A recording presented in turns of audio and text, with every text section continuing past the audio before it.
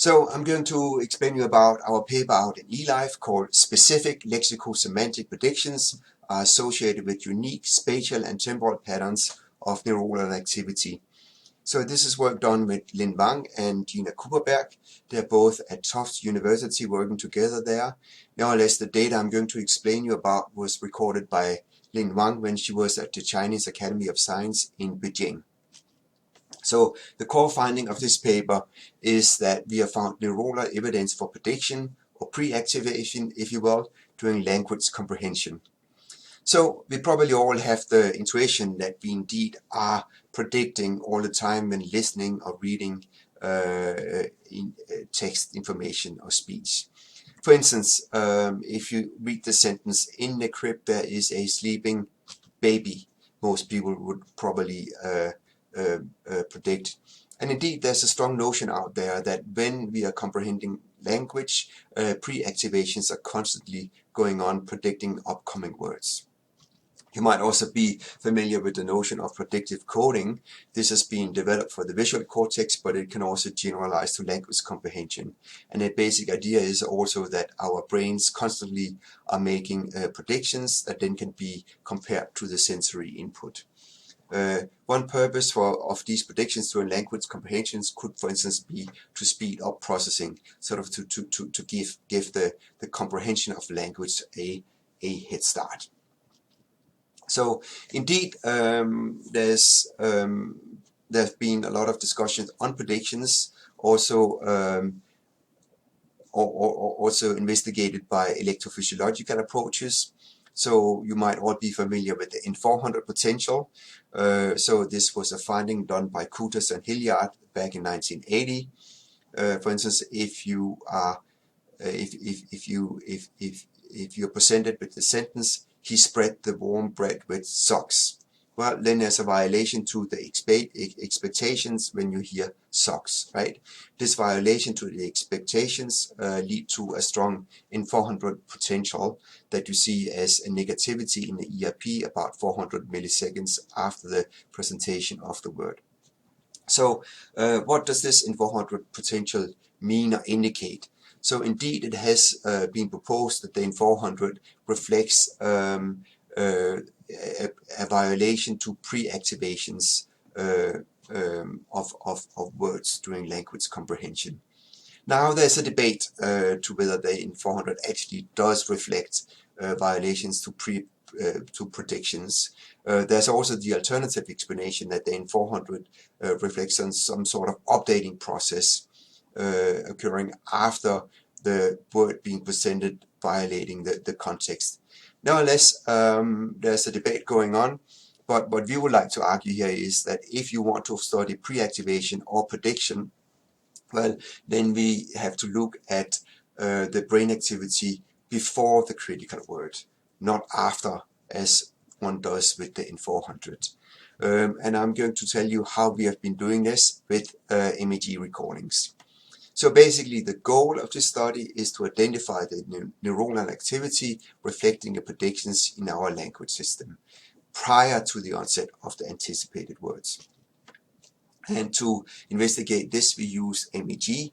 So MEG has this ability that allows us to record the brain activity on a millisecond time resolution, but it also allows us to localize where in the brain the activity of interest is being generated. So what we did was to design a study in which the last word could be predicted. So what you see here is that in the crib there is a sleeping baby. In a hospital there is a newborn child or baby. That's the second sentence. So these two sentences are predicting the same last word. The third sentence here is, "To keep the milk fresh, she put it in the fridge," right? So the second and the third sentence are predicting different words. So basically what we have been looking at is the brain activity just prior to the onset of the last critical words in a sentence. And the core prediction was that this brain activity should be more similar when similar words are being predicted as compared to when different words are being predicted.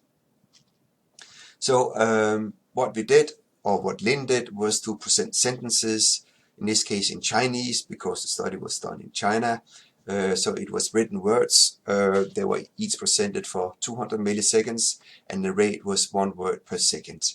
And it was always the last word that was being predicted. So very simple paradigm here. And of course we had pairs of words where there were 120 pairs that predicted the same last word. That allows us to compare sentences where the same word versus different words were being presented. And this is exactly what you see here. So the logic of the analysis is that we look at the brain activity recorded with MEG as the words are being presented. Then we look at the brain activity just before the predicted word. And then we look at the spatial distribution, the topography of the brain activity. And what we argue is that if the same word is being predicted, then the topography should look similar as compared to when two different words are being predicted, right? So the two first sentences could be predictions for baby, baby. The two last sentences could be for fridge, fridge. So for these pairs, the brain activity should be similar, but with respect to baby versus fridge, these predictions, the topography should be relatively different. So basically, we looked at this similarity by simply calculating the correlation over sensors in the brain activity. And this then allowed us to look at the difference in correlations between within predictions versus between differently predicted words. And this is what the data look like. As you can see, the brain activity or the correlations here are going up and down with the presentation of each word, right? So the bulk of this going up and down is due to the evoked responses generating brain activity, resulting in high correlations. But the key finding here is that we now can compare the within pair to the between pair with respect to upcoming words, right? And when the same words, the within pair, is being predicted, lo and behold, we see the correlations being stronger as compared to when different words are being predicted. That's the blue line, right? So it's a difference in correlations here being important. What you should also appreciate is the time course here. So at time 0 is when the predicted word is coming on, and at time -1, that's when the word just prior to the predicted word is being presented. And what you should note here is that these differences in predictions are occurring quite early, meaning as early as possible when you can predict the last word. In fact, we did actually initially anticipated that these predictions would be strongest just prior to the onset of the last word. This is not the case. It seems the brain is making these predictions as early as possible. Now it turns out that we can also try to localize where in the brain these predictions are occurring. And we have been doing this looking at temporal correlations rather than spatial correlations. And what you should note here is examples of ongoing brain activity. So this could be from sensors, but it could also be from spatial filters from the full brain volume, right? So what we have been doing is to use a beamforming approach to isolate the activity from each source or grid point, if you will, in the full brain volume. And what we then can do is to look at the time courses and then look at the correlation over time courses. So before we look at the correlation over sensors, now we look at the correlations over time. And then we can do the same trick of comparing within versus between correlations. And then we can ask, where is the difference largest when comparing within versus between? And we do that for the time window where we found the predictions being strongest before. When we do that, we find these predictions to be strongest in the left hemisphere. Furthermore, we find the predictions to occur in the medial temporal lobe, and also these predictions are including the hippocampus. So this is something we are quite excited about, because typically in language research the hippocampus is not really considered.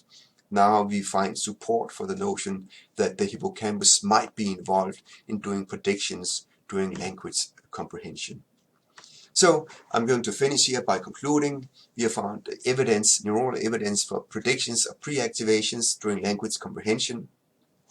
From the time course, we found that these predictions occur as early as possible, or as early as possible when the brain can predict the next upcoming word.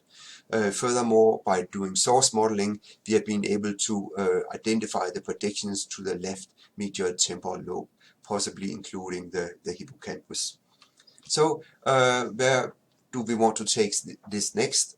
Of course, there is now the big question: what specifically is being predicted? Is it the lexical information? Is the semantic information? Is the phonology? We have found that specific words are being predicted, but we don't know what features of these words it is. So this is something we hope to look into in the future. So could it actually be the semantics, the meaning itself of a word or word category being predicted, for instance? Also, a lot of interesting work, of course, over multiple decades has been done on the N400. Now the time is right to try to investigate how these pre-activations relate to the N400. And finally, as I mentioned before, we are quite excited about the hippocampus might being involved in these language predictions. That's also something we hope to investigate in future work. I will end here by pointing you to a few papers coming out after our eLife paper, also finding support for these predictions using multivariate approaches. So the first paper I will highlight is again by Wang and Gina Kuperberg, is out in J Neuroscience, and what they find is that there is predictions in terms of semantic features, in this case of animacy. There's also a very interesting paper by Hubbard and Fiedermeyer, where they also look where they use EG and then a related pattern similarity analysis, as we also did, to find these pre-activations of predictions during language comprehension. I will end here, and thank you very much for your attention.